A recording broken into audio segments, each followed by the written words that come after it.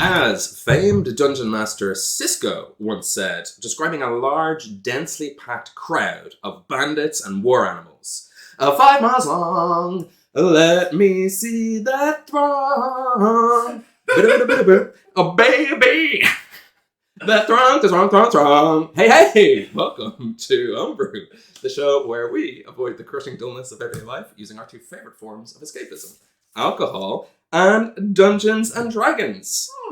You might know this face. You might know this guy. Hey everyone. If the name on the screen didn't give it away. I'm back, baby! It's Rian. And we're doing it in person. I think. Hello? That's my hand. Oh, that's my hand.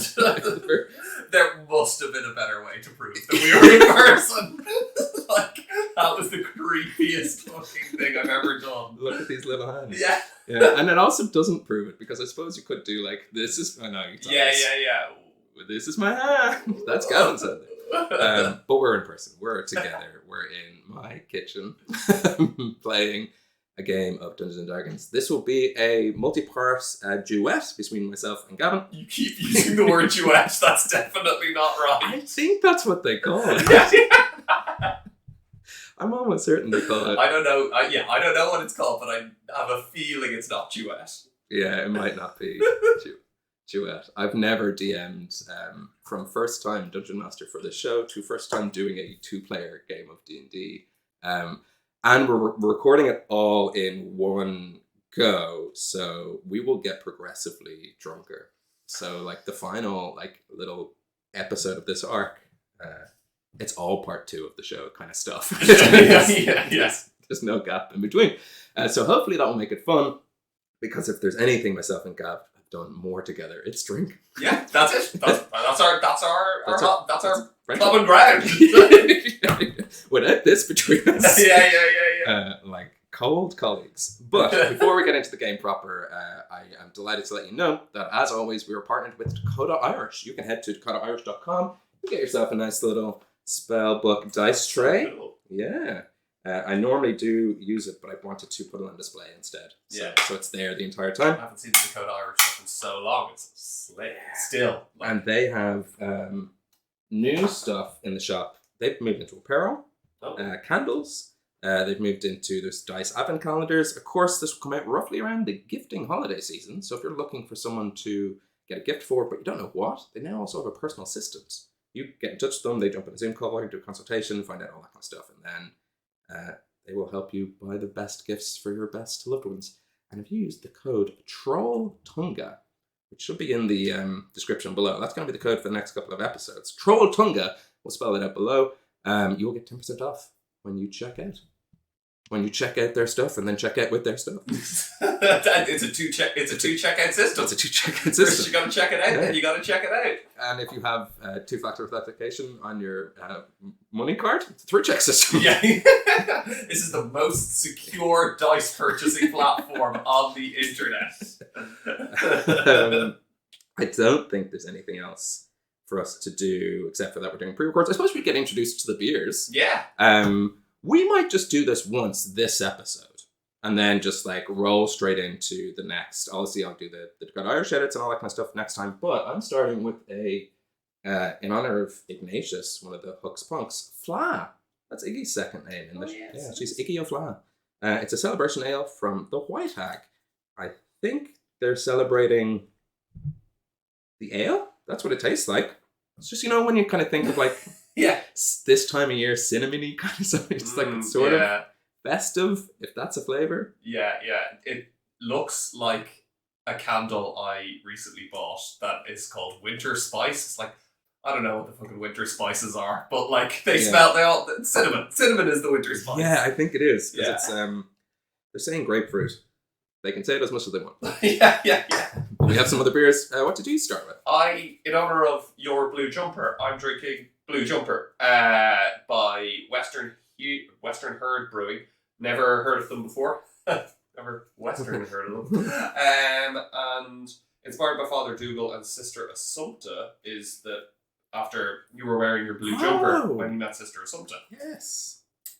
So this is based in County Clare. So far, they put the cals on the can, which and it's 6.2% white. Let's start with this one. It's gonna be a long fucking day for you, Ben. It's okay. It has, you saw when I first drank it, I was like, oh, that is, and then slowly the flavor evolves, and I was like, not as nice as I thought. Yeah. It's like, it has a flavor, but I wasn't convinced it was nice. It's grand. It's fine. Yeah, but nice to try a new brewery. We're, not that it proves that we're in person, but we're drinking in the same glasses. And that glass there, Gav, although it doesn't have rain on it, is yours. Feel free to take that home at the end of the day. Oh, that's such a nice thing. Because it has a little homebrew logo on it. It does. Yeah. Very subtle. Yes, yeah. When did you get these names? The viewers will probably know. Last year? I think this time last year. I think it was a Christmas gift to Cox Punks. Very nice. And although we've seen each other, we haven't seen each other in an official homebrew capacity. And I only give. Yeah. So cheers. Okay, now you need to cheers me because I'm pretending to cheers Ben. Yeah. We need to appear like we're in the same room. Okay. Well, I think without further ado, if you're feling good. Let's learn how to play D&D again. There's a couple of drinking games I suppose you could play. We're gonna, if you want to die, how many times we spike the camera? That's gonna happen a lot. We're gonna be looking at this. When we're looking this general direction, it's because we have a monitor with our faces on it. It's very distracting. It's the classic, we've been, remote working for ages. Oh man, airplane food. This is the most hackney joke of all time. But everyone does just look at themselves. It's so funny when you look at the other person and you can see them looking at the bottom right of their screen. It's I'm doing the same, but we all need to admit to ourselves that we're obsessed with our own visage. Yes, you can hide yourself, but why would you? Why would you? Exactly. Oh. Why? I mean, that's the moneymaker, Why would you hide this? Right, if we're feeling good, pull up a chair, grab yourself a brew, as we dive into a world where anything is possible, but not always probable. Welcome back to the realm of Hibernia. We are hovering, if you can imagine, above the floating city, the city of Dún Mór, so called because it's built atop a rising cliffside, sitting higher than the clouds themselves. We see a sprawl of blocky grey buildings. They're all crammed in on top of each other like a Catholic family in the 90s. Everything looks desaturated, sad, grim, especially the people. It's constantly raining. How? They're above the clouds. How? Maybe just the buildings sort of sweat and people are walking around in a constant steam of their own poor piss. Who knows? It's not a great place. Yeah. What we're trying to say here is this is not a nice place. Yeah. You got your Metropolis and you got your Gothams. Yeah. We're in Gotham. The occasional infused gemstone or magical illusion creates a stark contrast of bright neon commercial lights against a real shithole of a city. It's a one-of-a-kind kind of place in Hibernia. It's the continent's only megacity, where humanity retreated and built up these cold wars during the Fey invasion. Or, if you listen to certain right-wing conspiratorial podcasts and quote those radicals like Hux Punks, you might call it the Fey sundering. Maybe. But wake up, sheeple. There was never a war with the Fey. We've always been friendly with the Fey, clearly. All of the continents of the Hibernia, all of the continent's wealth is stored and processed through the city. So you take raw materials from the dwarven mines of Sleep Gem and press them into currency here and then ship them back out. So any coin you have in your pocket, chances are it came from here. It's a wealthy place. And look, I told you motherfuckers watching we'd see this place again. I said entire campaigns could be set in this city without even reaching the outer limits. But today, Dún Mór is just a backdrop for revenge, starring one very, very sexy adventurer. And I can tell you from experience, that's a lot easier to say when there's more than one person in the room. When it's just your friend Gav. Yeah, I forgot that was what you called us at the start of every episode, and I thought you were just like, wow, thanks, Ben. A little bit of a boost for old G Breezy. Getting it in there. Rian, G Breezy, Gavin, you've been in the city a couple of days. You docked up with the Fresh Prince, with Quail, Lanfalon, Abbey de Vauclair. You guys all set off from the city of Dricht, left Hooks Punks behind to, if I remember correctly, you were heading to Dún Mór. You personally were heading because you know Captain Trotunga is somewhere in the city. In fact, you're almost certain he's in a prison. A prison that's buried beneath the city itself in the cliffside. I've gone back and forth in debating whether it's like open cliffside, like when Tyrion Lannister's in for a while, or just like prison. I don't know. Like pick. You can decide. That's what I was picturing as well. Okay, like cliff and then facing out. Yeah. So it means they could escape if they had the ability to climb hundreds of thousands of feet. Yeah. Or feather fall. The common spell. Common spell. A cantrip. Yeah. If they had a simple spell and enough of it, they could. They don't house any wizards here. Yeah. You've Abbey de Vauclair has come with you to the city. Yes. You docked up a little bit further east of the rising cliffside, and you made the rest of the journey on foot. The rest either stayed on the boat, searching for information about Dagger's Cauldron or fucking. I'll leave it up to your imagination who's doing what. Yeah. And you've set up a home base here in the city. You put the feelers out to see what you could find out about Captain Trotunga's prison sentence, his captivity, his activity. You're no stranger to love. You're no stranger to the darker side of civilization. Yes. You've often smuggled. You've often kind of understand the grimy underside of a city. You have connections here. Mm-hmm. You've had connections pretty much everywhere you go. You've also sort of home bases wherever you need to go. And what I'm trying to say is outside of a character sheet or something, you have, if there's something I don't mention, but you need access to, people, things, places. Yeah. Just ask the question and I will do my job of answering. Yeah, gotcha. My first question though is, what would like a Rian home base look like? Like what kind of, do you have like a style or is it always the same? Or like what kind of space where you're planning, you're getting the team together? And we're getting the gang together. Yeah. It's like, wait a minute, those are Terry Benedict's casinos. I think it would be, given that Rian is quite nomadic and quite a kind of journeyman, like constantly moving from place to place, nothing is permanent. So like, it is, it's a room on which like there's like tarps or like, there's papers and maps and things, but like everything has an order that's not necessarily visible when you first walk into it, but like it's kind of clear that there's thought put into this, but also thought that like this stuff needs to kind of move as I move, Yes, It's almost like you put down an entire sheet in the entire room to at the very end, just like bindle it up. Exactly, yeah. That's what I'm thinking. Is like the tarps are down because like you might be like, okay, right, we need these bits kept together. Like these are our weapons. Fold in. My camera's actually acting on it again, which is a bit weird. I should point out at this point in time, anytime Gav holds up an X card, he is not using the common safety tool in D&D saying, no, don't tell me about bases. He's talking about just focusing, for whatever reason, these are the same cameras. Yeah. So I can only give 2 reviews for the Logi HD 1080p stream tech, I presume. Yeah. They're either great or the shit. Yeah. Who knows? Same cameras, it's just something about Gav's side of the room. It's like when Bart sells his soul and he can't get through automatic doors. It's like, I sold my soul and the camera cannot focus on me. Yes. No, but I think everything needs to be packed up quickly. So like, though there is order, it may seem disordered because of the temporary nature of this. And so would I be right in saying that Reem would never use the same place twice? He's almost looking for like empty warehouse lots. Like he'd just kind of absolutely. First time he was in the city, he might have been down closer to the city limit walls. Now he's kind of centered in the hustle and bustle. Exactly. It's an oasis of calm. Always the hustle and bustle.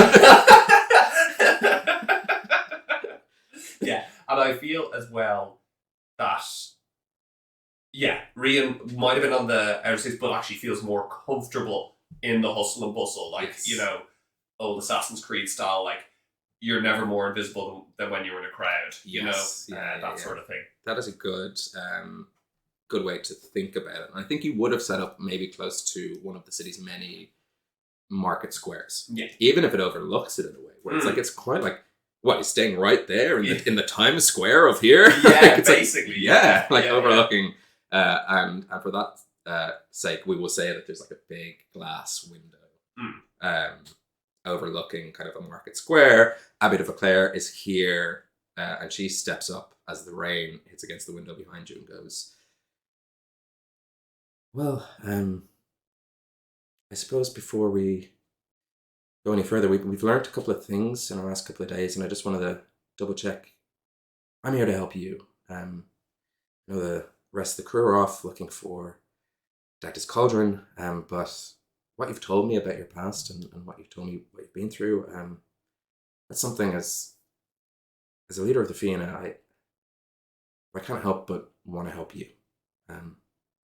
For if there's no justice in the world, then what is there? I appreciate that, Abby. I have spent many years bitter, frightened, angry, and believing that there was no justice in the world. But having met you and Hux Punks and everything that has happened over the last few months and years even, I've started to realize that there is justice in this world. But it is justice that you must create for yourself and take for yourself. At that point, she pulls up the hood of her cloak. It's not the typical Fianna uniform. In fact, in the couple of days that you've been here, you've managed to get yourself some sort of darker, shadowy clothing, type of hood that naturally comes with like a mouth cover, as it kind of like magically just weaves around. Yeah.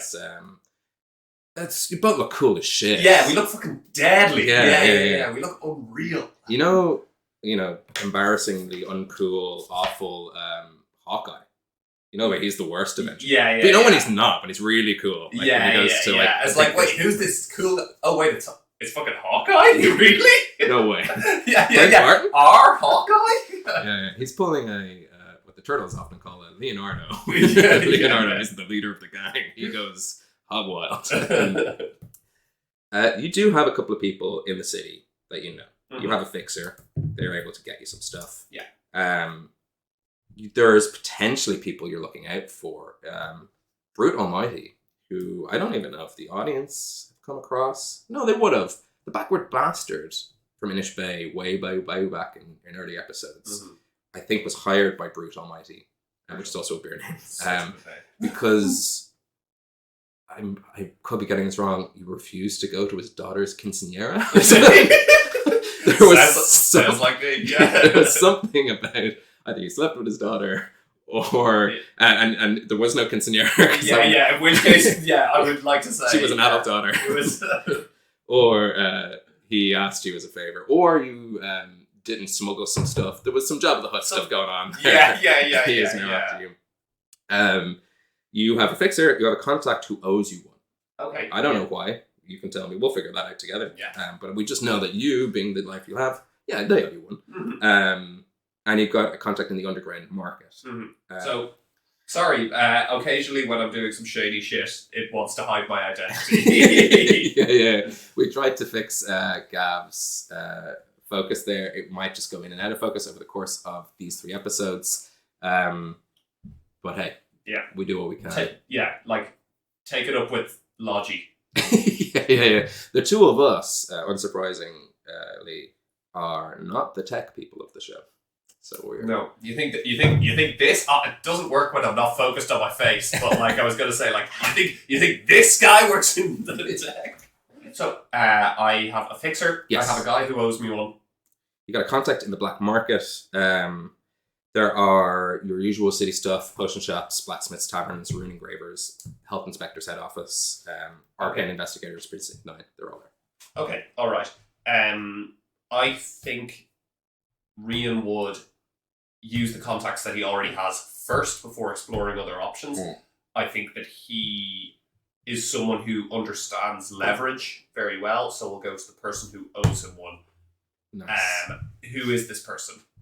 Can I Well, if you want, yeah. Yeah, I think that the person who owes him one is a smuggler who would bring into Dún Mór at cut down prices dwarven technologies. Yes, that would make a lot of sense. And with that in mind, they are probably a dwarf.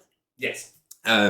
So we'll use some beer names. Oh, I've got one. Blue Jumper. No, not Blue Jumper. Wes Turnhead. Wes Turnhead. No, yes. Wes Turnherd. Turnherd. Wes Turnherd. Which does give the accent too. Yeah, he's Swedish chef. Yeah. Wes Turnherd. You organise a meeting with Wes Turnherd. In where will we put this? This would be something. Let's make it somewhere nice. Let's put it in a sort of skyline walkway through the city. So there are there's not necessarily plants. It's above the clouds. How are they going to grow? Yeah. Burnt by You're sun. You're thinking like a high line yes. in New York City. Yeah. Put it there and to walk along. And you go meet Wes. And you recognise Wes immediately. Even in the crowd, it's handy actually because when your contacts are the same height as you, you get to kind of live within a world of taller Goliaths, humans, elves, all that kind of stuff.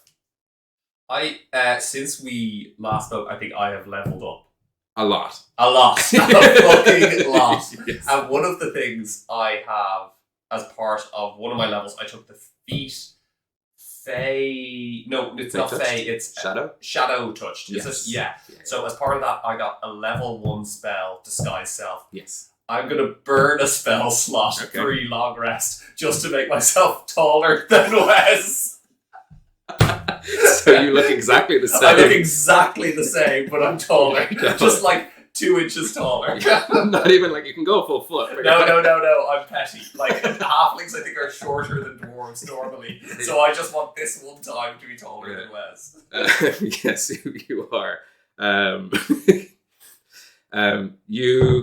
He's sitting. I'll mark down that I cannot use that spell again until after a long rest. It's worth it. And I think you should give yourself a DM inspiration for such a good use of magic. You come across Wes. Wes has it's rare you see blonde dwarves. So why not have one? Yeah. Big blonde, bushy, cloud-like beards. Big blonde, huffy. Mario's mustache makes no sense, but it works. Yeah. Big Mario fluffy cloud, and boy, when you see Wes electrocuted, it's full Luigi. And he wears one of those dwarven helms at all times with what looks like a sort of decorative plumage or I suppose plume, but it's not feathers, it's hair. It's his own hair sticking up out of it. Back. And he is sitting down reading one of the newspapers from the city. More news. Good. Thanks. That's 4 years of theatre studies. Gets you improv chops like that. And because he's sitting down, he looks up at you and goes, Rian, good to see you, old friend. And he steps up and is still looking up and goes, nice to see you, Shorty. And he's looking at your shoes to see if there's lifts. He's looking up and it's I must be getting a little bit shorter in my old age and you just must be getting taller with experience. That's exactly it. So he folds over his newspaper, leaves it on the bench for someone else, and they begin walking. What brings you to Dún Mór? One thing brings me to Dún Mór. Revenge is a word that's thrown around a lot these days, but I am looking for someone, and I've heard that he's in Dún Mór prison. Have you heard of the orc pirate, Trolltunga? Thinks about it for a second. There's been some news of orcs attacking the lands, trying to reclaim what they claim is rightfully theirs. Ever since the Fey invasion, obviously, and the outlawing of monster races. Yeah, sure. I've heard of Trolltunga in the prison, you say. You must be one mad bastard if you're trying to get him in there. Well, I thought if anybody would know how to get into prison, it will be you, old friend. Now, is that a jibe at that time? One night in the... Yeah, it's a time that you got locked, you got put in the people's power. For like one night. Yeah. And only because I couldn't find my keys. What I did find was all the illegal dwarven technology I was bringing. And they found that. And yeah, I think I know how you can get in. There's the quick and easy way. Commit a crime big enough to get you locked up. And if I was to go the quick and easy way, are there ways for me to get a weapon inside? He looks, and are you wearing any of your... You've got like a short sword, you've got bows, you've got like, daggers all over the place. Yeah, like it's very visible. I am armed. Yes. I might know a guy on the inside who could get you a weapon. Provided we time it right and... Well, yeah, let's say that you mightn't be able to bring in your little pointy sticks there. And he's got like a war hammer. He's more of a bludgeoner than he is a pointer. Yeah. But I think I could get you something. Let me put my ear to the ground. See if there's a... You know what? It's untested. And he pulls out this... sort of looks like a canister of clamps. And he twists, he pulls you into a corner where there's a little less people about. Twists it, zzz, opens up. And there seems to be this kind of electrical spark between it. Mm. And he goes, well, you got a weapon big enough to fit in here. We could maybe transport it into you directly. Provided you bring in, and he holds out like a little, seems like a coin size. Yeah. Massive coin. Yeah. I'm showing a mini pizza. Yeah. But it's like a medallion. He goes, bring this in. You could pull it straight out of the... But it's not tested. And it could fry you from the inside out. That's a risk I'm willing to take. All right, well, he hands it over and goes, and you get out of there, which, and I tell you, you won't. You can get in.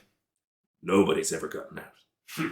Except a couple of wizards who had feather fall. I know, yeah. And then we learnt on that. I mean, like, that's it. That seems like an obvious fault in the prison design system. Is like these cliffs, and but wizards can fly. Yeah, exactly. Or you get a wizard to fly you in. Like it seems fairly straightforward to break out. There are unarrestable people in Hibernia. Wizards and our Cochrane.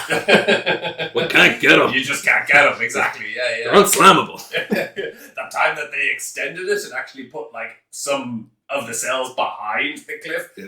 Fucking game changer, man. Like absolute game changer. Until, of course, the Gurkhas start talking to the other people and they fly them out. I mean, like, yeah. But no one's ever broken out. But no one's ever broken out. Which we know. Yeah. Which we obviously know. No one, except all of the exceptions we've mentioned. Well, I don't have Featherfall, so it would be incredibly difficult of me to break out. Unless you had some sort of way to turn all water into an instant teleportation device. Which I presume you don't have. Not presently. Yes. Not presently. The audience, he has that. It's a pearl he got from a mermaid. Oh, yeah! Fuck, I forgot about that. You can throw that pearl in any bottle of water and disappear anywhere. Yeah. But unless you have this one specific item, or a bird or a wizard, then you're not. We're really building up this prison escape as not that big a deal. We better gloss over it when we actually do it. Some people say stakes are the bread and butter of D&D. And some people say, Ben, as a DM, you lower them consistently for comedic value. And it's not enjoyable to watch.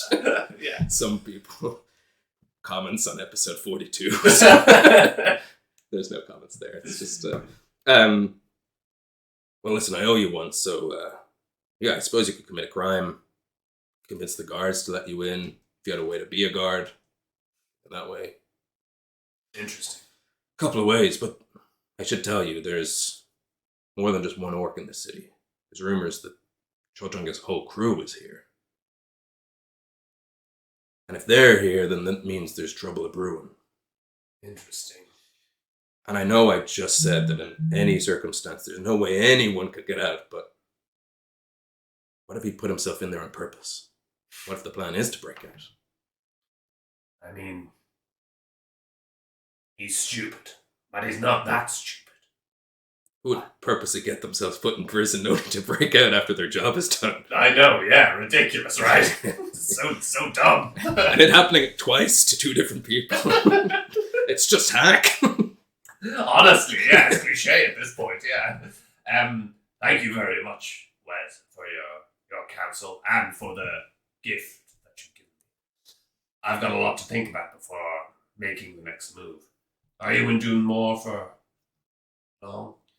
I'll be here about a week. That gives me enough time. Closing off some things, and if you need anything fenced, well, I've got a couple of buyers lined up. Interesting. They're interested in something a little bit more than my dwarven tech. Do they have any particular needs? Rare antiquities. Rumors of treasure about the place gets everyone set up fuss, and I wouldn't be heading out if I was them. Not with the Black Hand about, but yeah. If you pick anything up that's valuable, I can find a buyer. Who knows? I've come across quite a few antiquities in the last few months. The next week, maybe I'll see a few more. Yeah, maybe. Anyway, I'm walking this way. Are you walking this? Because we should probably. How's life? I mean, yeah, no, straight to business. It's good. Yeah, I know. Always straight to business. Yeah. Life's good. Met a few interesting women. It's all yeah. I would like slowly. yeah. Nice. Where would you like to go? Like the days ahead of you. This was a morning meeting. Plenty of croissants on sale. Plenty of croissants. I think I'd go into a tavern near the prison to see if there's any guards knocking around. Just to see, like, I think Rian has a plan in his mind, but given the Trolltunga's in prison, he kind of feels like, I've got all the time in the world, almost, you know? Let's gather more information. Let's not rush into this, you know? He's in there for, like the Hibernian justice system. He's in for, 10 years, 5 suspended. Yeah. Out in 1 good behavior. Yeah. He's got time. Yeah. But, I think at the moment, Rian has, a plan in his mind, but he just wants to crystallize that, that is the right plan. So I think going in, seeing if he can overhear or get talking to a prison guard about the security, about if he gets in, how he might get out. Yes. That's the kind of plan. Yeah. There's a couple of taverns around the prison. The prison itself is, if you imagine a old Irish cliff fort, that classic ringed structure. If you're not from Ireland or unfamiliar with our some magic goes off in the distance. A bomb. Yeah. There goes another one. If you're unfamiliar with our Irish sort of ancient architecture, if you've seen Attack on Titan, those sort of ring cities are similar. This one's against a cliff, so these rings. And the prison is in the inner circle, cliffside, but it's built underneath. There's this giant fortress where municipal sort of there's a mayor, that's where the mayor is. If there's a king, which there isn't, that's where the king is. But it's built underneath, so it's almost like the castle cells. Right, yeah. And so in the inner castle walls, there are a couple of wall taverns, but that the guards here would drink at the jail ale house. The jail ale house. The jail ale house.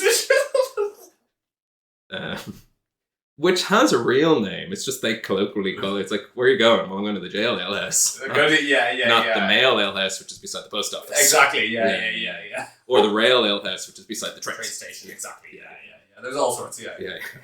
The nail ale house is by the carpenter's district. Please stop. Please stop. And you'll never guess. Oh, stop, please! You'll never guess where the bale ale is. It's next to where a farm. Yeah, the horses. Oh, that kind of bale. I was going bale like courts. Oh, okay. Yeah. Oh, no, that's actually the legal. Of course. Yeah. And the underdog is just open there now. So, people often get confused. Yeah. And that's enough of the alphabet for today. Yeah. Yeah, so you make your way to the JAH, J-A-H. J-A-H, the Jah, yeah. Which, maybe it's offensive. It has a kind of jailhouse aesthetic. Yeah. Kind of like 1950s, like Elvis jailhouse rock, like all the bar staff are dressed up in like stripes. Yeah. Constantly with chains. All your beers come with like a little ball and chain. Yeah. Really like awful. Oh, taste. like terrible, like geez. Awful Yeah. people. Like when I say it's a shitty city, I don't just mean aesthetically. I mean the people are bad. The people are bad. Yeah. People are Like bad. constantly mocking those with less. Yeah. Like lazy prop and set designers. Yeah. They just go with an aesthetic.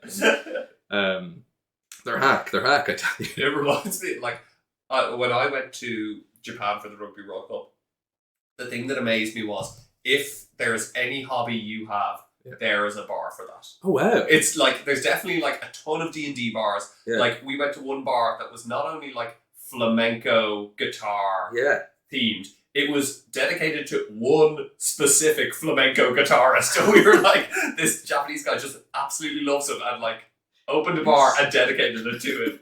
It's fucking incredible. What a city! What a place! What a place! Is Django Reinhardt a flamenco guitarist? Or am I thinking of someone else? Django is like dun dun dun dun dun dun dun dun dun dun dun. I think that's jazz guitar.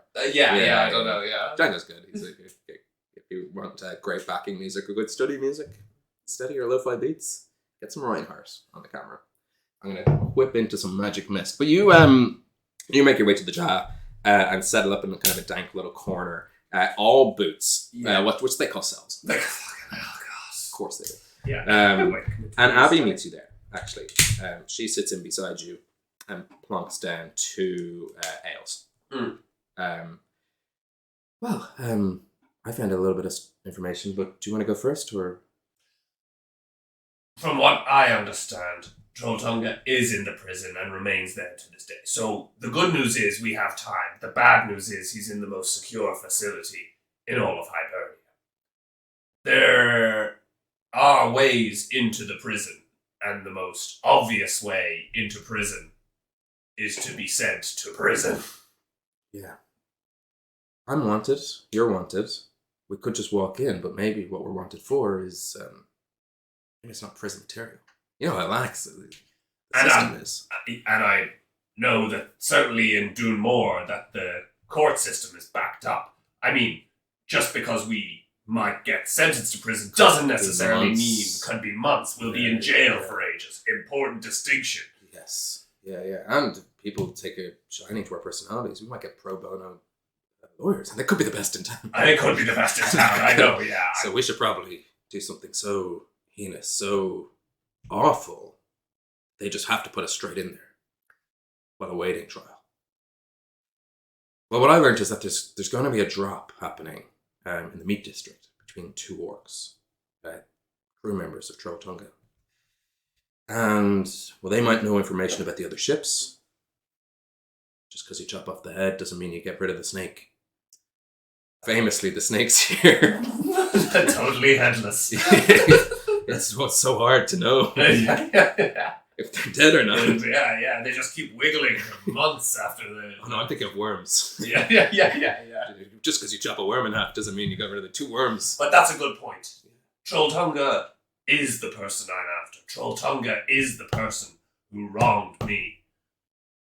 But I can't help but think that Trolltunga is a symptom of a much wider disease. And that rather than just bring down Trolltunga, we need to be thinking bigger. We need to be thinking in terms of how does the pirate system, disadvantaged though they may be, allow for this ongoing torture? Yeah, I think so. I think we get Trolltunga, and after we get him, we either reform or wipe the rest out.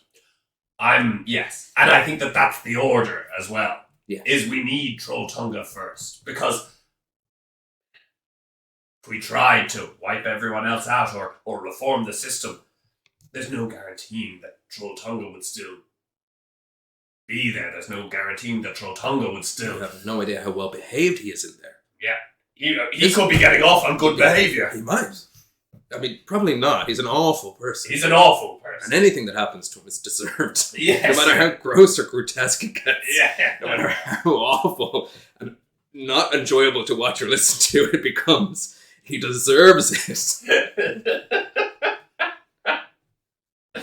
Yes, But I think that covers us. I think, yes. So I think the beginnings of a plan is, in my mind, has formed. But I think we need to know more about the system, but know more about the prison before we go. And I invited you here because, for obvious reasons, It's our anniversary. it is also our anniversary, which I remembered.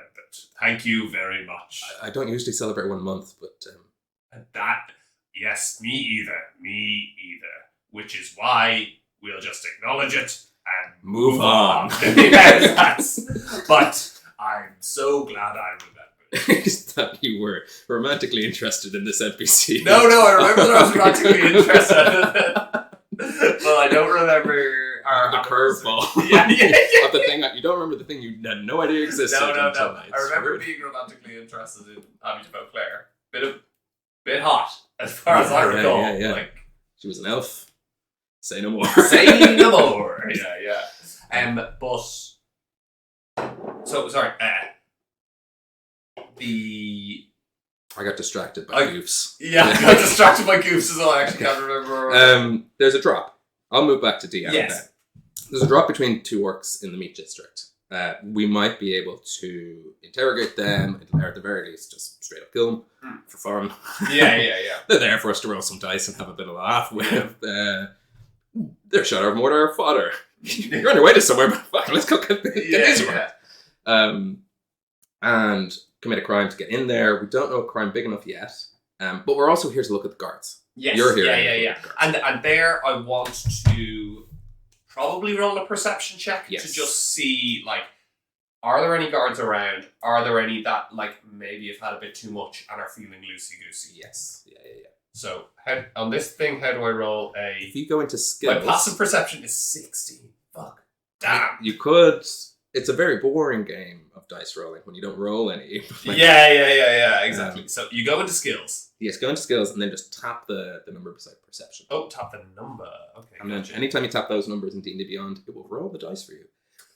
Fun story for people. When we started the show, D&D Beyond wasn't great. We were using other apps, we were doing pen and paper, all that kind of stuff, but boy, have they upped their game. And then since got bought by actual D&D and... Right, by wizards. Yeah. By those wizards, we just can't jail. That's the thing, you just can't jail them. My roll was 16, which is the same as my passive. Right, yeah, including your bonus as well. Yeah. There's a couple. It's midday, so you're catching, actually quite luckily enough for you, night shift. Anyone who's here has clearly been here since sort of 8 a.m. and is drinking on. Midday, as we all know, is 10 a.m. because it's a 20-hour system that we decided was simpler than the system grew up with. It's also 10 months of the year. We're going for the old... Oh no, it's 13. They don't have leap days. They do the proper. There's a 1 day month in there. Well, I think because... and it's always a day off. It's always a day off. What are you doing for March? Yeah. Right. I'll be back in work in April, so... Not a lot. I just... Theoretically, since this campaign started, it's been 2 months or something, which is mad. I find D&D time so bizarre. Because of your life, it's so long. Yeah. You know, we've been doing this for years. It's like, you wake up one morning and we're like, well, in the space of a week, shall I change the world entirely? Yeah. Shall I become a level 0 nothing to a level 20? Yeah. Anyone who just, it's really awfully neoliberal. Apply yourself and you'll be successful. Yeah. What? Yeah. Absolutely not. So it's night shift. It's there night are shift. Guards around who haven't slept. Yeah. And who are just kind of comforting themselves. I would imagine, and not to put words in the DM's mouth, those working the night shift who go for a drink afterwards are maybe the sad people who Yes. Yeah. they're not going home to something. Yeah. They have a drinking problem just in general. Just in general, yeah. Anyone and not in the cool, low-key way that we do. Not in the cool content way. Not in the way that we turn into a reason. We don't create a whole... This is the second time, by the way. You probably know this from earlier, that myself and Gav have done this. Yeah. So yes, they are... And there is one lad, he's probably too far gone, slumped over his ball and chain drink. But with a little water in his face, might waking up, his information might be great. But there are two at that stage of, they were best friends 2 drinks ago. Now they are at each other because something, whatever, like, how dare you say the team was bad last night? Whatever the fuck, no, you wouldn't really argue about sports. I don't know. They're arguing because someone missed their birthday. Yeah, okay. So 2 of them, both human. One looks slightly older, maybe in his kind of late 60s. Not close to retirement. It's a cruel place. Yeah. No such thing. And one of them is slightly younger, maybe kind of early 40s. Yeah. And you notice as you're kind of keeping an eye, and Abby's clued in on this as well, so she's helping out. The older one goes up to the bar to get another drink because he's going, look, you know what, it's my round, so we'll close this out and we'll off go. And the younger one's just kind of sitting there every time. And his eyes kind of glance around the bar, just kind of people watching. Does he catch you at any point, or what's your... Yeah, I think I'm like spiking. I'm trying to like catch an eye in a way. Like I think Rian is subtle enough that in a way that he can be like, no. And then like use that as an in rather than being like, you know, like he's like, if someone else is doing that to him, he's like, I don't have money. Yeah. No, it's a subtle, like, I suppose I can roll for it, like do do performances. Yeah. I keep forgetting because I'm having fun that this is important. 16 nice. to perform as though like we've accidentally caught each other's eye and there's a sense of bonhomie. There's like, you know, he doesn't raise a drink. It's one of those, what you have in this place are those tankards with little like lids. Yeah. Even the beer is jailed. Yeah. And he just kind of flips his top up and I do the same and then start to make my way over and say, no need for me to be put on any other accent. Never stopped me before. But I'm gonna go, hello, friend. I don't know why I thought this, but when you caught my eye there, I just thought this man has a kindness in him, and I don't want to go into it, but it's been a tough week for me. I'm wondering, would I be able to sit down and share a drink? You know what, actually, my colleague there is going to come back in a second with our drinks, and to be honest, it might break. We've had a pretty rough day. A couple of the prisoners are causing some havoc inside. I shouldn't be saying that to you.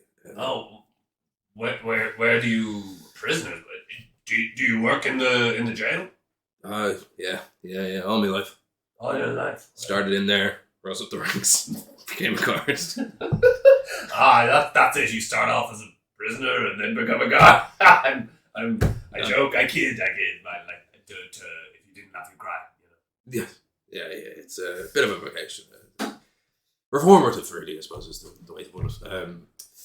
And some, not like, I don't want to pry, but focusing on someone else's difficulty may distract me from my own for a short moment. I'm sure you understand. What were the prisoners up to? You don't need to say anything you don't want to. Like, it's been calm enough in there recently, but there's been word of orc pirates outside the city in the cliffs. They're trying to climb up the cliffs to get one of the guys in there. I won't tell you who. There's another guy in there that they would know. And now there's word of orcs in the city, and we're being told by some arcane investigators or something that it's our job to be keeping an eye out for this, but we're just guards, so What can you do? You know, we're in like, prison. and also you're one person. Are you supposed to look at the sea and look at the city? Like It's two directions. it's two The directions. city's built away from the sea. I know it's mad. Like are you, whoa, you know, Yeah, like what's going on there? Not a wizard. Yeah, exactly. You're not a wizard who famously unjailable. Yeah. Well, they're building one actually. A wizard jail. Oh, are they? Yeah. That's good. Finally. Yeah, it's high time to get those bastards. Yeah. I hope they jail every fucking one of those sons of bitches. If there's 3 people, I'd just jail indiscriminately. Yeah. Wizards, Aarakocra. This might seem odd, but fishermen. I understand. No. There's something weird about fishermen. Yeah. And you know what? I can't even explain it. Like I try to articulate it. I'm like, it's that they love fish or something. You know, like that doesn't make sense. It's not that, but it's something like that. You know. They love fish, but they But kill fish. Exactly. It's like make up your fucking mind. Yeah. Sorry, what's your name, by the way? Oh, will I be, let's have a look here. Yellow Belly? Sure. I'm Yellow Belly. Right. That's very, very interesting. I'm not you are, but my name is Little Form. Little bit. Is it? No, I don't mean to ask because I'm trying to be friendly. Is it just Fawn and you've just been called Little Fawn because of because I'm happy just to call you Fawn. If just in case it's a cruel city we live in. Sometimes nicknames stick. That is a kindness that no one else in my life has shown me. Yellow Belly, thank you very much for your... And you know what, man? It's just Belly. It's just Belly. And they call you that because you're yellow. You've noticed. I know. I only, now that you mention it, Head to toe. head to toe, jaundice, because of the psoriasis. You get it. You pick it up. I think. Yeah, I don't know. I'm no medical doctor. And he takes another big swig of alcohol. I can't think of anything in my life that because it's such Oh, a thing. But I'm here every night. Every day after. I'm just trying to drown my sorrows. It's on account of the yellow skin that I started drinking.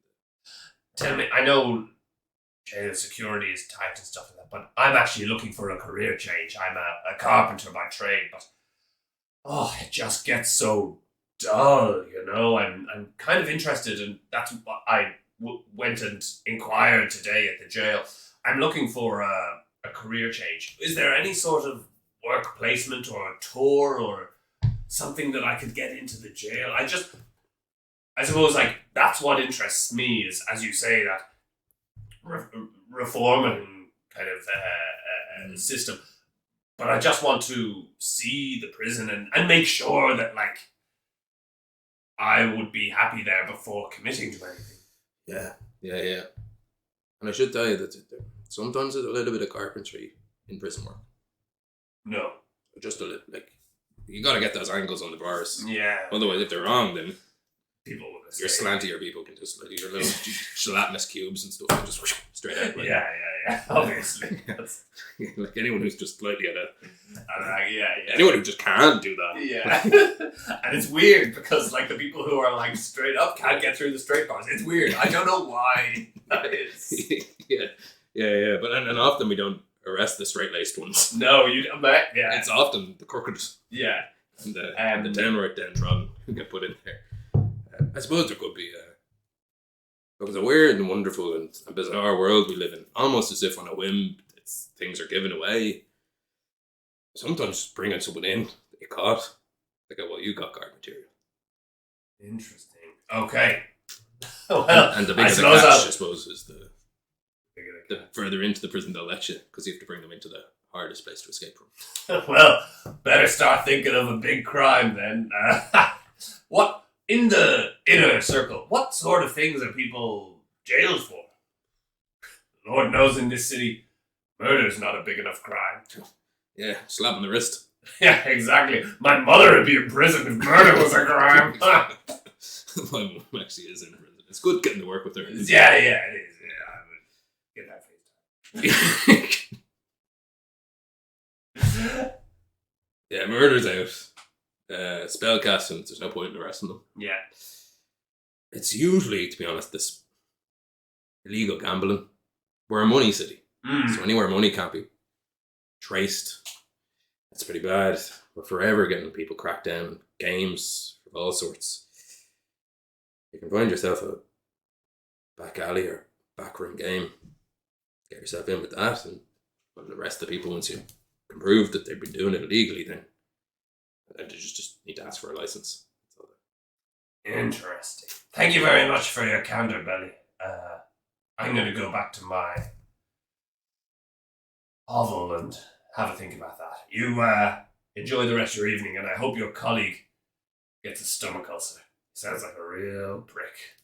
I mean, there's no one here, and he's taking age. Yeah, I know. Like, what the hell? He's chatting to the bar person. Wow, that is... Yeah, no.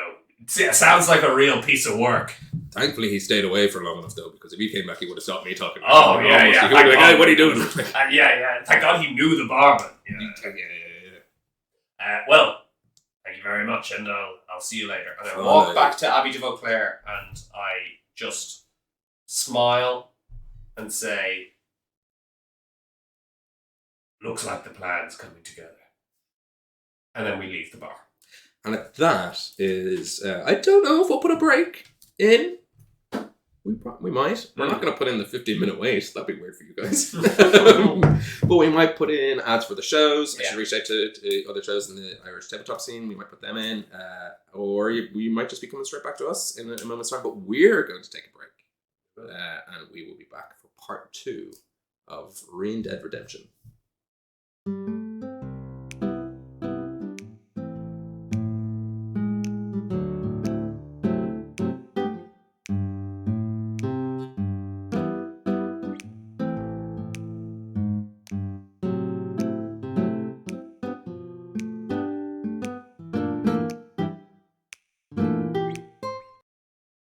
Welcome, folks, to the latest episode of Sorcery and Shenanigans.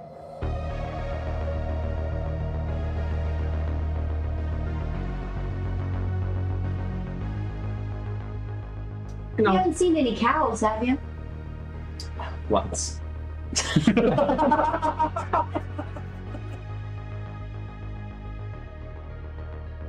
I'm going to cast I'm sorry in advance. I'm going to cast heat metal on the horse's bit.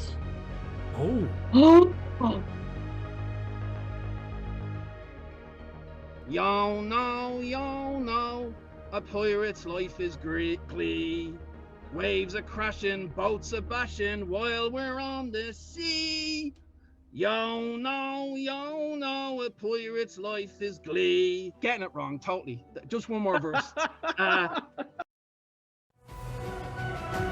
Welcome to a land of might, magic, and metal. Join us for TTRPG content that puts the metal back in the phrase. Holy God, that's metal as hell. Join Sid, Con, and Fink as they tour their way across the land of Letuan, taking on all manner of monsters, aberrations, and the foulest foe of all, mankind's hubris. Heartfire Tales is an Irish TTRPG podcast, streaming now on iTunes, Spotify, or wherever you get your podcasts. Stay dangerous. What the hell just happened? Where we go? Welcome back to part 2 of Homebrew. If you're enjoying the show so far, please do hit some of those thumbs up down below. Subscribe if you aren't already. I think most of you are, so thank you. Those who aren't, why? I got one question for you. What's your deal? What's your problem? What's the cost of a click? Anyway, not to be judgy, but Yeah, that's weird. what's going on? I'd do it for you. That's the hardest sell we've ever done. yeah. It's a real guilt trip vibe, yeah. We're going to dive straight back into the action. We starwipe from the jail alehouse to a building overlooking an alley in the meat district. You and Abbey Vauclair are both hunkered down, peering over the edge, waiting for the marks to arrive. It's not that they're called Morks, it's just a cool thing that people say. Yeah. They're both, Mark O'Donoghue and Mark Riley. Yeah. Mark the Orcs. And these two orcs. There it is. Man, it's awkward. Eventually, after a little bit of time, as evening settles in, these two orcs do come down in an alley in a meat district, and seem to be whispering among themselves. You are a cool distance above them. Mm-hmm. Like, definitely could leap down if you wanted. Definitely could take them out from here, but you are overlooking. There are some fire escapes running down. Classic alleyway situation. In fact, let's put them in trilbies and trench coats. They look like the turtles when they're going out to order pizza. And they're down there whispering. You can't hear them from here, but you and I are on your call. Let's fucking do this. And then leap from where we are down. Do I need to do a check? Let's do an acrobatics. Oh fuck! I never get to do acrobatics, and I'm so fucking good at it. Okay, I rolled. Oh, it's a 12, so that's actually 25. Wow! I know. Abby didn't do too well, so she's going to be a little bit behind you. Yeah. Are you thinking one swift leap, cloak out, catches the wind, lets you settle down? Yeah, Batman style? Batman style, exactly. Right. Yeah. And in fact, you've managed to fashion in the last while, especially since you talked to the dwarf, who seemed to think electric is a thing. I'm almost certain Lucius Fox used electricity to like. He did use electricity, yeah. Somehow. And maybe magnets. Who knows? It's like, and this works because of science. Yeah. And you have a cloak like that. Now. Yeah. Your cloak displacement, you've managed to what a lo-fi version is like just put a hanger in the back to give it structure. Yeah. Got a little electricity in that. But she's coming down the fire escape. In fact, she's kind of just hopping. Yeah. You land down. This also plays into the fact that my initiative is off the fucking charts. Yes. Yeah. Let's roll for the initiative as well. Okay. She's there. 13. I need to go get myself a monster from the manual. Oh, God. Okay. All right. What was your initiative? My initiative roll was 3. Okay. But my initiative thing is 13. You're still... I should have taken the alert feat. Oh, yeah.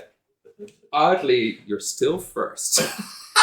Abby got 14, but she'll be taking her time coming down the steps. Yeah. And I'm just going to turn to the O page in the monster manual, which some might guess are orkies. Yeah, that's all I need. Put that down here, and they are after you. Yeah. So you land down. They both turn to you, shocked. You would recognize them. They were the crew of Captain Trotunga's ship. Yeah, so I would have been on the same ship. Rip is cracking there. Yeah. Let's give them 2 beer names.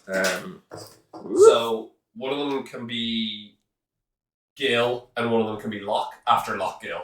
Yes, Gil and Locke are there. Whispering. You managed to land. Not going to get you to roll for this. Stealthy enough to, even though we're in initiative, overhear the end, like the last sentence they say out loud. It's not the end of the conversation. You've interrupted it. Yeah. Which is, Captain's going to break out any day now. Seems like we've got some heavy hitters on our side. Some archfey magic.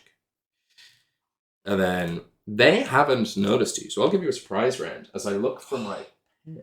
Surprise rounds that I haven't put somewhere. So, do you want this pen? No, I have a green one. It just feels like I'm being naughty at school. When Yeah. Well, actually, my partner, like yours, is a teacher. Yeah. And she's not allowed. Well, not allowed. She doesn't use the red pen because the red pen is aggressive, and she used the green pen for corrections. Oh. Yeah. Well, tip out there for any teachers. Exactly. Yeah. My tip is don't correct. Don't correct. Yeah. Get yourself a job where you don't have to do that. Yeah. So you have a surprise round on these two, on Locke and Gil. Okay, so the last thing that they said, I'm gonna use my free action. So the last thing they said, Archfey, magic. I'm like, so even before I know if I'm going to win this, it's gonna be like, how's this for magic, fuckers? And then I unsheath Fragarak and swing wildly at Locke, who is closest to me. Yes, make an attack roll. Okay, so we are looking at... Oh, yes, that is a 26. Yeah, that hits. Weirdly, it is. So it's 1d8 plus 3, so that is going to be 6. 6 damage. 6 damage. Nice. As you, as they turn shocked and Fragorok, Oh, does Fragorok have like a lightning thing here? I think it's when you retaliate against it. Yes, but it is, yeah. let me just double check because it is worth knowing. Fragorok has been awakened.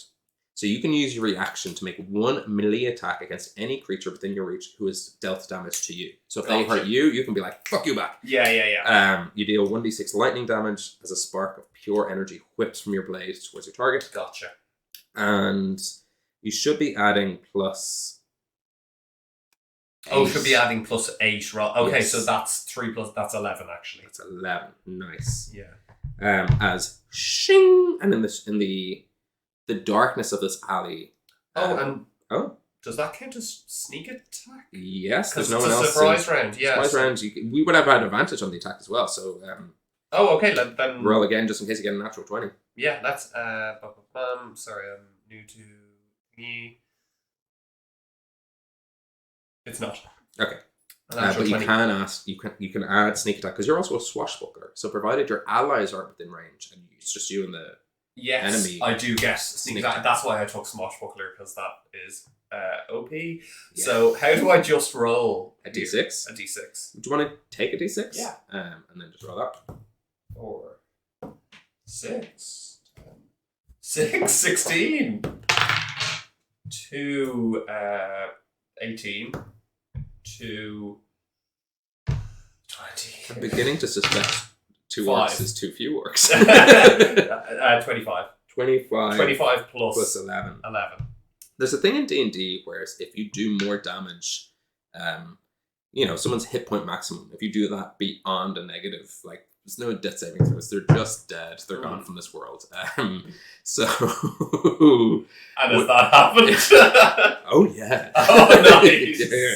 Orcs are like, your level 1 party kind of stuff. Yeah. They're not super strong. Even if I was to, like, beef them up for plot reasons, they got a hit point of 15? I'm not giving them more than 30 anyway. Yeah. Fucking hell, yeah. That's surprised. That sneak attack has scaled. Yes, yeah. So how many, at level 12, your sneak attack's like 46? Yeah, I looked up Wow. That's amazing. Good. No, it's 66. Whoa. That's even better. Yeah, sneak attack. Once per turn, you can deal an extra 66 to a creature you attack with an attack or thingy.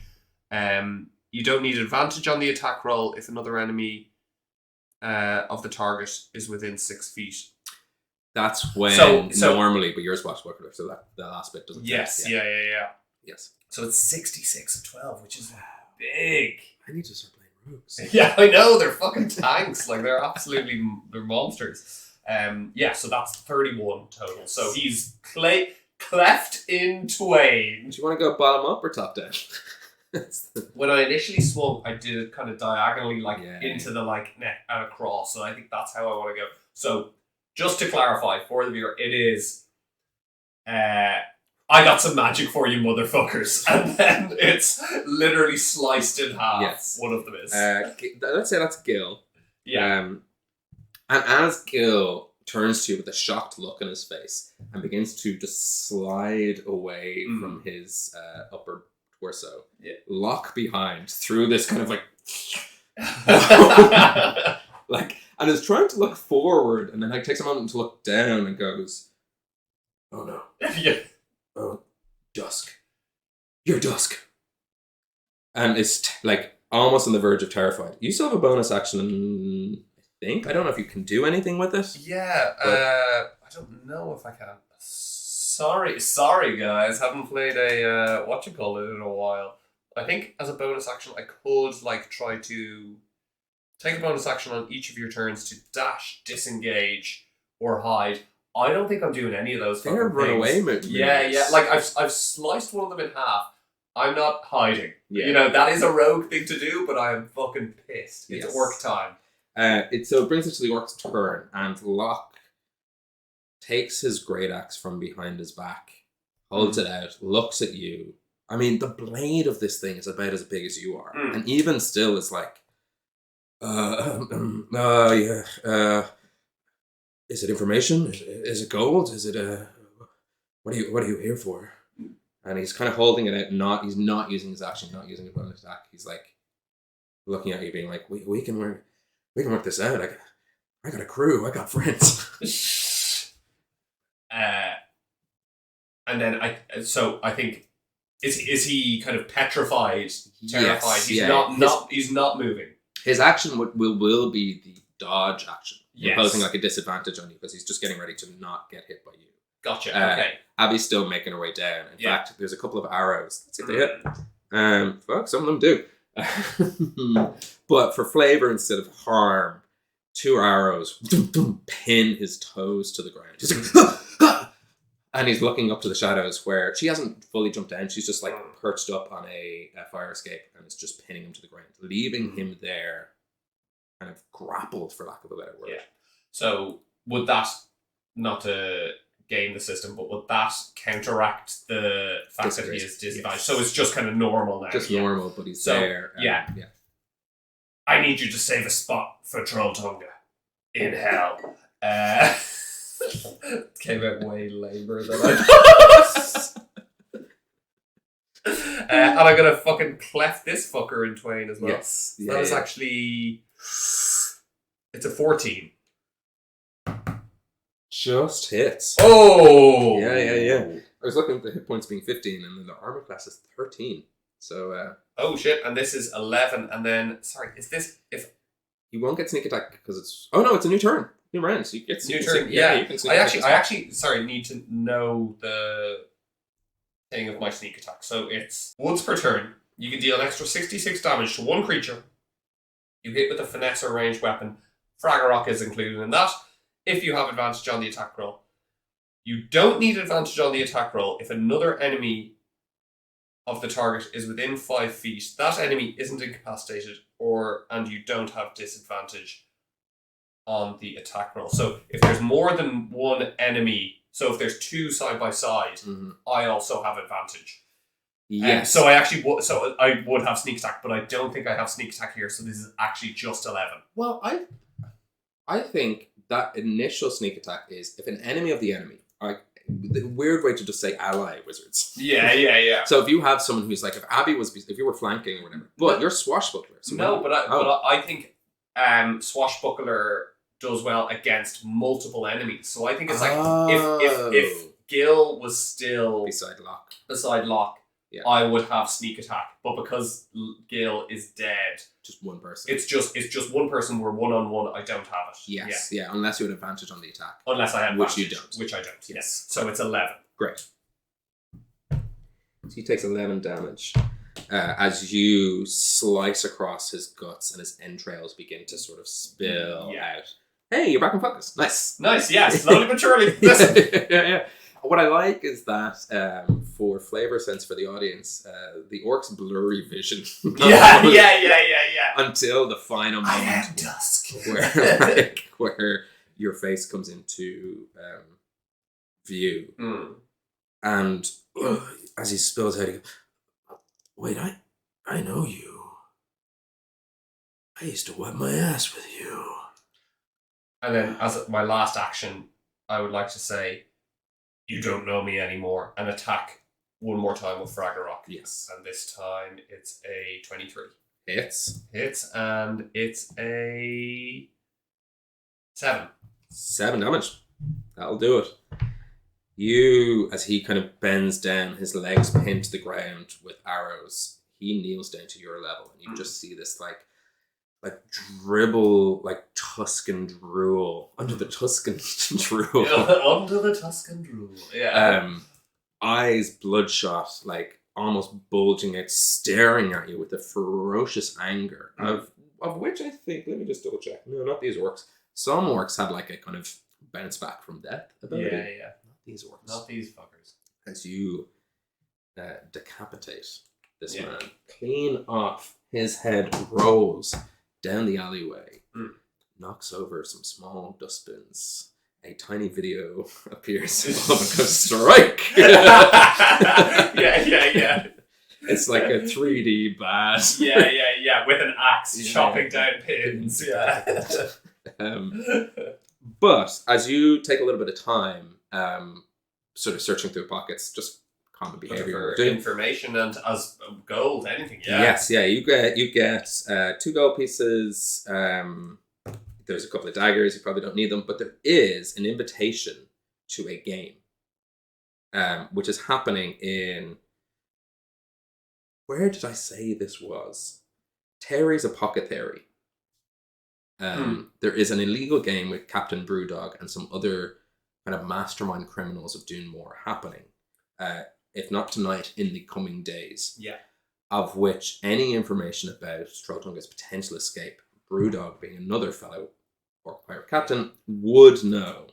And potentially with a little bit of persuading might tell you. And as you're talking over this information with Abby, she turns to you and goes, this is back in your base overlooking the market square. You know, if we could find a way to slip an item onto Brewdog, we could scry that item and track them all across Hibernia. Back to their ship, back to the other ships. Not back to Trolltunga, we know where he is, but this might be plan 2 made easy. That's an excellent idea, Abby. I mean, your intelligence knows no bounds and your strategizing is invaluable to us. I think that's exactly what we need to do. Let's prepare, I suppose, for the next step. And with that, instead of talking about preparation now, let's talk about preparation in the action. So if there is a kind of like, but we flash back. Yeah. So we are like yes. in the middle of like, here's how we'll do this, here's how we'll do this. Yes, you start planning. And we cut instantly to the back of Terry's Apothecary, a potion store in quite close by where you're staying. It's in the market district of Dún Mór. There is you who we'll come back to, because we don't know who Rian is right now. Presumably you're not going to turn up as Rian. No, because Brewdog will know me. Yes, yeah. So there's Brewdog, captain of the Desperado.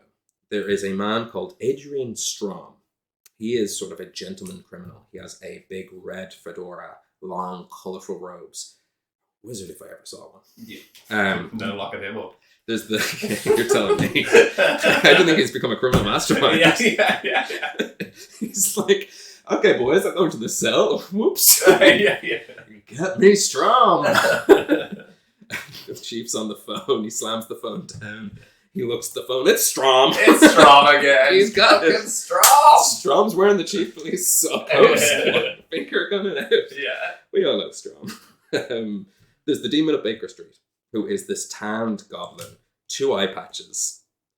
How do they see? Who knows? Yeah. Sharp teeth. And I should point out, because you probably haven't, Wes came up with this guy, so I actually don't know. Yeah. 2 sharp teeth, and he's bundled up in layer upon layer of clothing, as if like the way I picture him, because again, not my character, is like a Jim Henson puppet. Yes, yeah. Like just fabric to cover the ability to move him. And you are playing a dangerous game. You're in the back of Terry's Apothecary. You go in, and you sit down at the table. It's the center table. All around you in this room, kind of dark sconces. Well, they're light now because the light's on them. Yeah. But they were dark before the lights were lit. And bookcases full of potions of all shapes and sizes, all weird concoctions. The stuff that he wouldn't sell at the front of the shop. Yeah. Back here is where you're playing. And you are playing a game that Paul and Wes have called Settlers of Mousetrap. Mm-hmm. No one knows how this game works. It's every game under the sun altogether. Yeah, so what I'm hoping, and potentially we're at that level of pints in, that we're just going to riff games. Yeah, makes sense. Yeah. But before we do, a recap on Trolltunga. Mm-hmm. We don't need to describe the other 2, and a recap on who you're turning up as. Yes. Because you won't come up with 3. Trolltunga is a giant, almost Goliath-sized orc. Yeah. Bald. He has this huge sword that kind of scrapes along the ground. The amount of time his crew and the slaves on his boat are just repairing the deck. Yeah, Because it's just dragging this big, like, Cloud Strife level sword. Topless, he has sort of animal pelts. You're describing Trolltunga or Brewdog? Sorry, Brewdog. I said Trolltunga, Yeah. but I mean Brewdog.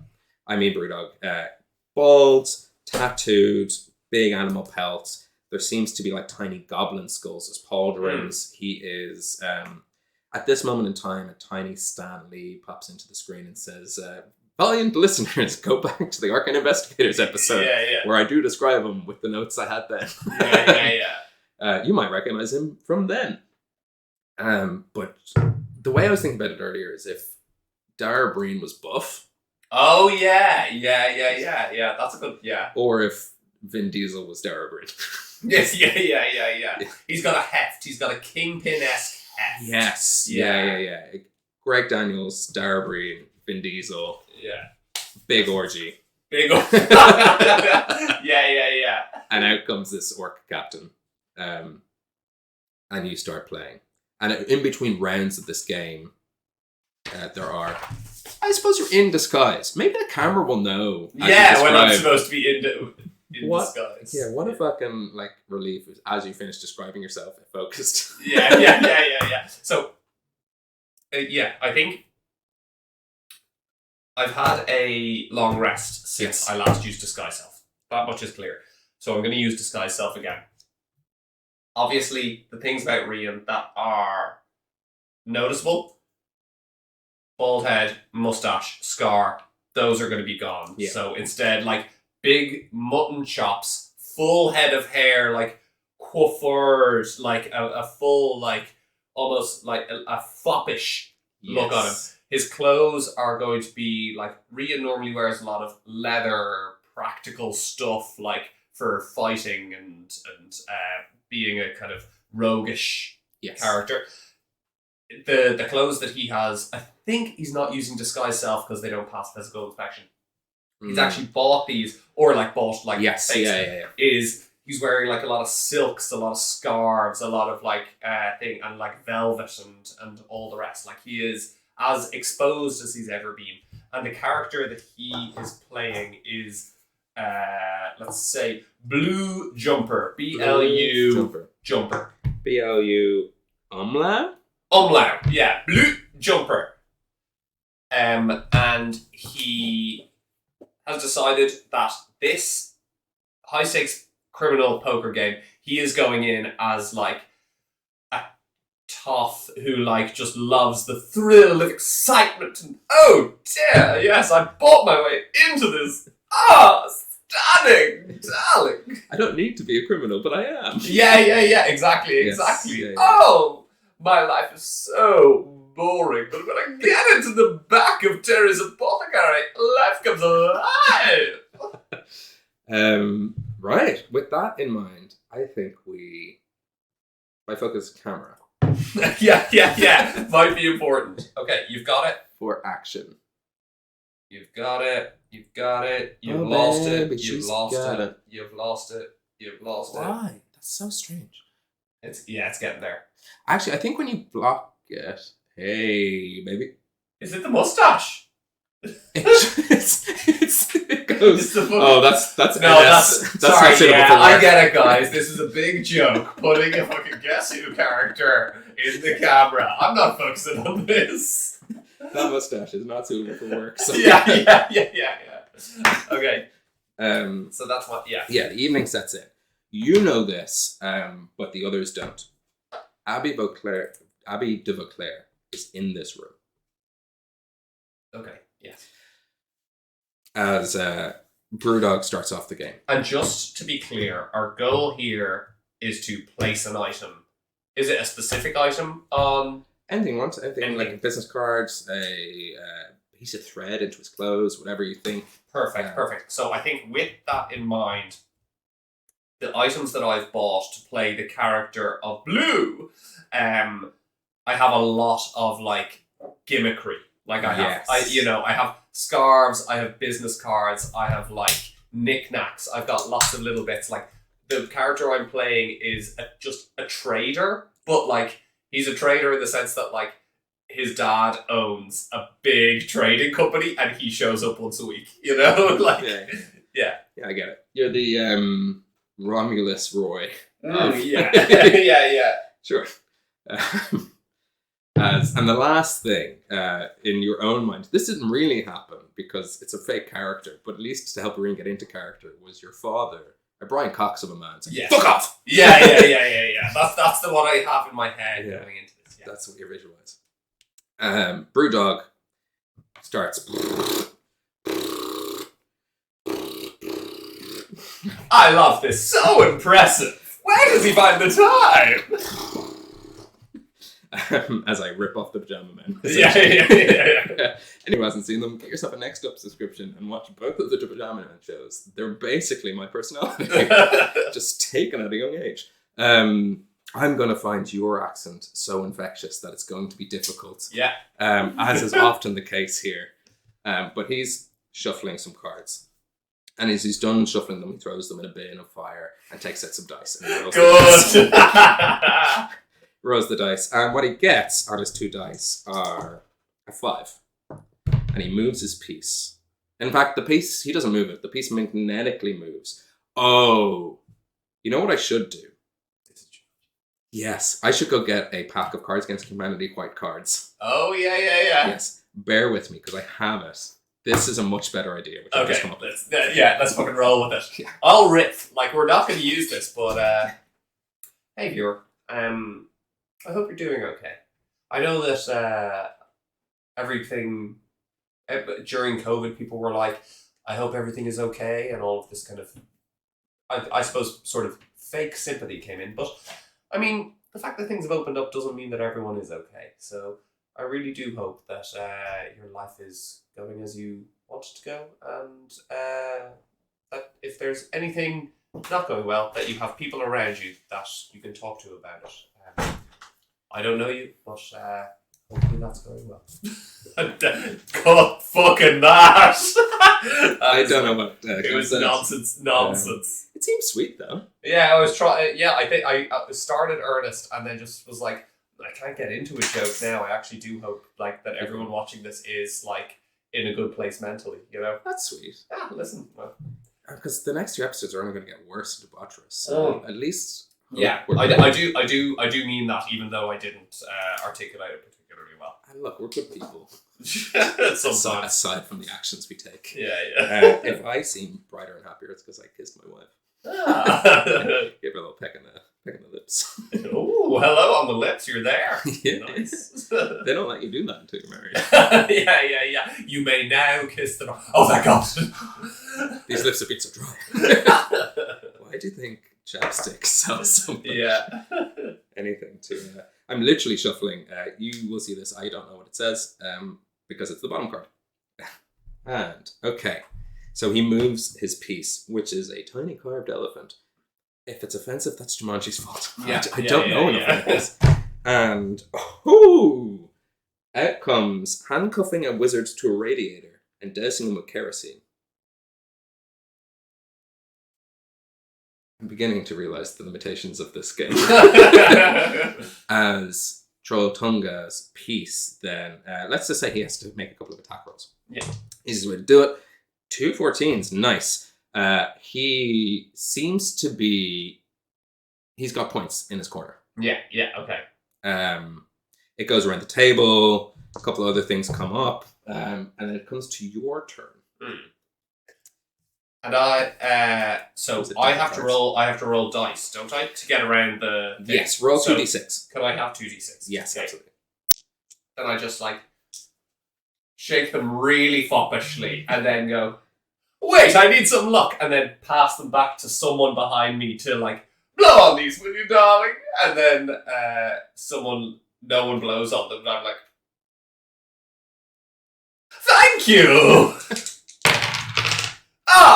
Wonderful luck. It's an 8. An 8. You were 3 ahead of Brewdog.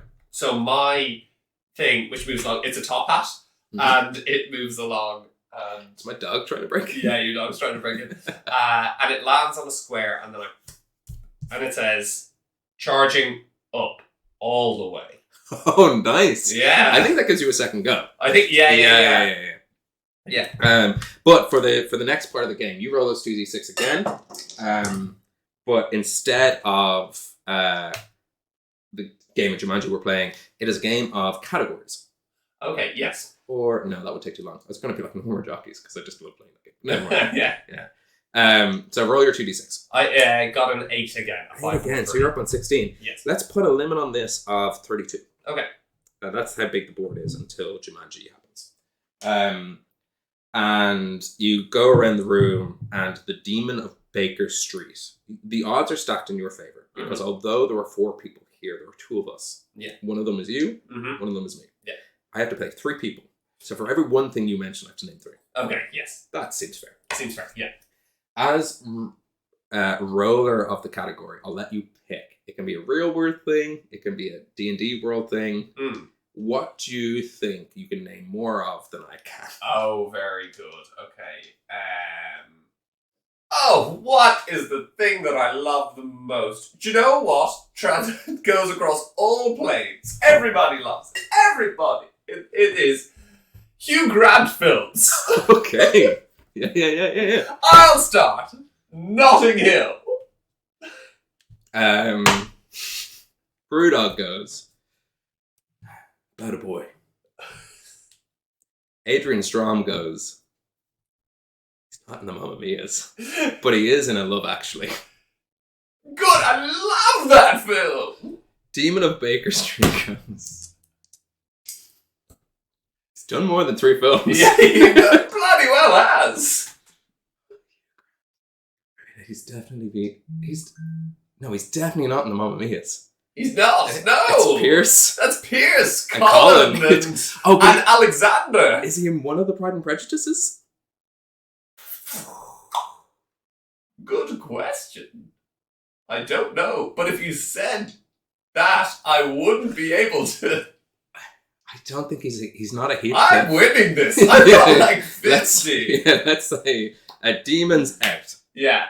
But it continues around. Okay. I'm gonna go deep in the pocket here and say Mickey Blue Eyes. Comes back to Adrian Strom, who of course is me. Who couldn't even mention it for Demon. Is he in a Wuthering Heights? I think he might be. Okay. Yeah, like what? Let's give it. I think maybe is he in an Emma as well? Like he's in some Austin. He's stuff, in right? Yeah. Brewdog. So let's say that was Brewdog should have gone first. We guess that, but Adrian Strom is like, ooh, I'm almost certain I saw him in a Stone Cold Jane Austen. He's out, and it's just you and Brewdog left. Well, here we are, the 2 of us together, the 2 Grantophiles. I'm gonna go for a classic, which would be 4 Weddings and a Funeral. Yours. Of course, he's in 4 Weddings and a Funeral. He is in a mockumentary on Netflix where he plays a version of himself not understanding the news as a celebrity. And I think it is called 2020. Oh, the, what you call it? The Charlie Brooker Yes. thing. Yeah. Is that 2020? I think it's called Death to 2020 or something. Yes, it's Death to 2020. Yeah. That's a good one. I wouldn't have thought of that. Streaming services are the best. Deep in the pocket again, it's Cloud Atlas for me. Oh, nice. Underrated in terms of Wachowski's output. I love the editing. Had one more. It's Colin Firth again. He's not in a Kingsman, is he? He's not. He bloody isn't. That is the Firthinator. Every time I'm like, clearly it's Colin Firth. Yeah. I'm more of a Firth. And in fact, hole. he's in something very famous with Colin Firth. Is this good stream? I don't know. People screaming. Grant attack out here. Yeah. I think Brewdog loses, which will have some HP repercussions. Now, not to brag, but Bridget Jones' Diary. Of course. Bridget Jones' Diary, Baby. The Edge of Reason. And I wouldn't mind, but I was picturing Tom Cruise and Renee Zellweger in Secret Garden. Florence Foster Jennings. I was picturing them in Jerry Maguire. Yeah. And I was like, but he's with Rennie Zellweger and something. Yeah, he's amazing in Paddington too. Of course he's in Paddington. He's so fucking good at Could Paddington have too. named anything British. Except, yes, well played. He's in The Gentleman. Anyway, I can go on. If you Oh, Blue Jumper is a big Huguenot. He's a...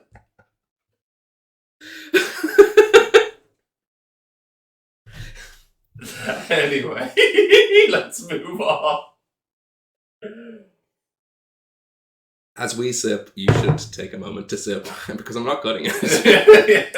Yeah. As I move on to a Castaway, which I haven't had in some time.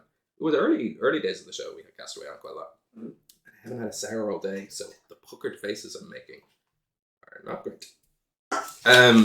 You win that round. Roll me 3d6. 3d6. Yeah, Right, can you another look? one? Yeah. Oh, it's good. 11, 13.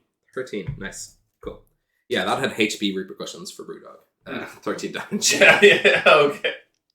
As it moves around the table, this game continues. Every round more ridiculous than the last. You're trading sheep and wheat. Yeah. You're setting up traps for the mouse. Yeah. You're doing Pictionary, Yeah. Cranium, Trivial Pursuit. It's all the games are there. You even play a game of D&D. It takes hours. Yeah. Until it gets to the kind of closing round of the game. Money has changed hands. You have a sizable sum of money in front of you. You seem to be doing quite well. Brewdog also does as well. Adrian and Demon of Baker Street, not so good. It's the mustache, is it? Okay, let's see if it focuses now. I think if you start close and then pull back to the mustache. So strange. Yeah, no idea. So Stephen Strange. Anyway. Gets towards the end of the game. What were you trying to get on Brewdog? Everything going. So, like, I had a business card printed up, which is like Blue Jumper, Trader at Large. And I was like, Brewdog, you're such a good sport. I would love to keep in touch. Love to play again. And please, take my card. Take my card. He looks at it, burps a little, and puts it. And, like, it won't come across to us in reality right now. And our hands are not on camera. Gab was putting out a card to me. But this giant hand comes in over... actually, what race are you? Or, like, what general kind of size? You taller, smaller? I'm small? still a halfling. Cool. Big orc hand takes the card. It looks... We do a classic huge card in... tiny card in your hand, huge... Or tiny card in... Whatever way the perspective joke works. I'll cut that. Didn't land. And tucks it in his pocket. That's round one. That's right. Yeah, and I'm also like this, taking off one of my 5 silk scarves, going, this scarf would look darling on you, and obviously he like takes it and then like throws it on the ground, and I'm like, okay, that's not going to work. So he has the thing, but I'm trying to like build in other elements. I think as we get into the last round, I've got like a huge pot of money, and I like pick up one of the coins and like look into the crowd and catch the eye of Abby de Vauclair and like wink or something and just go, this one. And then as I've gathered the money, we like, I don't know what round we're on now. We're like on like final round. Like, the other two yeah. are out. It's just you two. You both have things. Yeah. This has been one of the most exciting evenings of my life. And there's only one thing I love more than making money. And that's losing money. And I go all in and like say, this one's for the lot. And then I suppose I roll dice, or I pick up sticks, or I start miming. No, actually, what you do pick up a stick. There's been this giant orb in front of you the entire time, filled with marbles. Yeah. And round by round, you've been pulling sticks from this marble orb. Yeah. So I want you to roll 2d6. This is how many marbles fall out. Yeah. And I think I'm just trying to lose this. Yes. Yeah.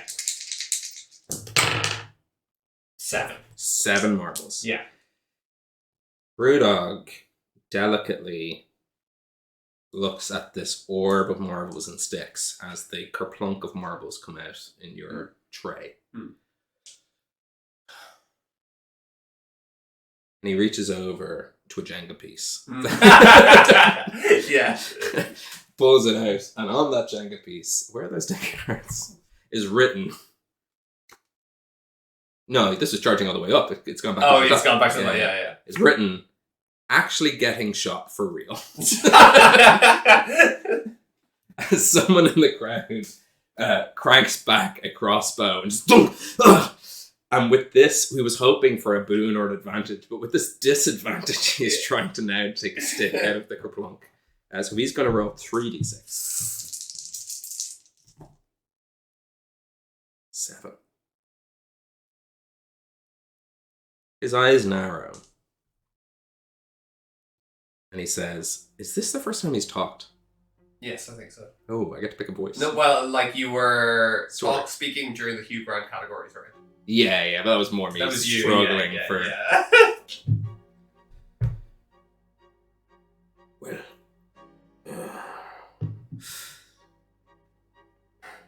He rolls again. It's teetering on the edge. In a classic game of kerplunk, sometimes a marble tips from the top, rolls onto another one, makes its way down and teeters. It stays there. He looks at you, towering over and goes, well, I appreciate your candor, Blue Jumper. I like your attitude to money. Flagrant with it, really. I'm looking forward to taking all of this.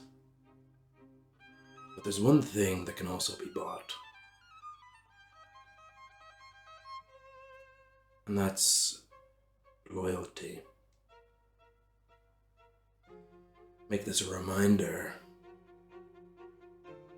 Owing someone one doesn't go as far as coin. Dusk.